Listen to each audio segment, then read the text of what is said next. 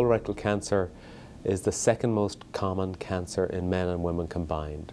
So a little over 4% of people in the US get colorectal cancer.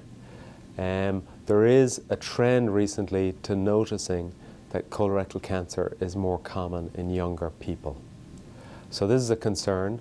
We don't really know why it's happening, so it's a fairly new observation. We've some ideas about why people get colorectal cancer and things that can contribute to it. So lack of physical activity, obesity, perhaps a diet high in red meat. These are things that can all contribute to it. Perhaps the most significant thing that contributes to it, though, is genetics. So if you have a family history of colorectal cancer, you're much more likely to get colorectal cancer.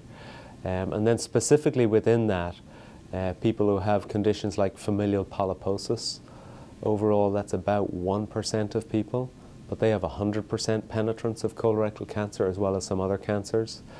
And then conditions like hereditary non-polyposis colon cancer. When we talk about these polyp-related or genetic-related colon cancers, they tend to have more right-sided colon cancers, so they seem to biologically be a little bit different. So how does that relate to the age transition of younger patients getting colorectal cancer?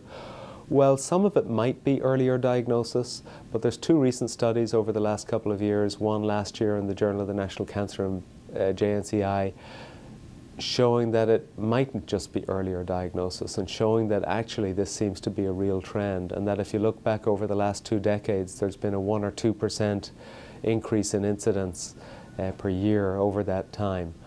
So it's small overall changes, but it's real. Younger people are getting colorectal cancer more frequently.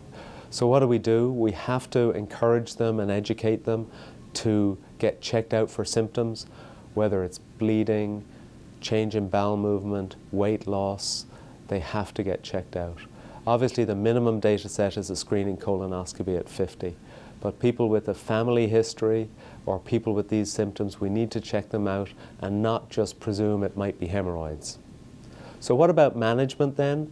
Well, when we manage them, we can manage them with minimally invasive surgical approaches. We can do a laparoscopic approach for almost everybody. And nowadays we actually combine that with best case surgical care is when we use an enhanced recovery pathway. And so many people can have a minimally invasive operation, can go home in a couple of days after a major bowel resection and can get back to normal really quickly. And it takes an experienced team, good equipment that we're doing high-end laparoscopy, managing them with multidisciplinary care.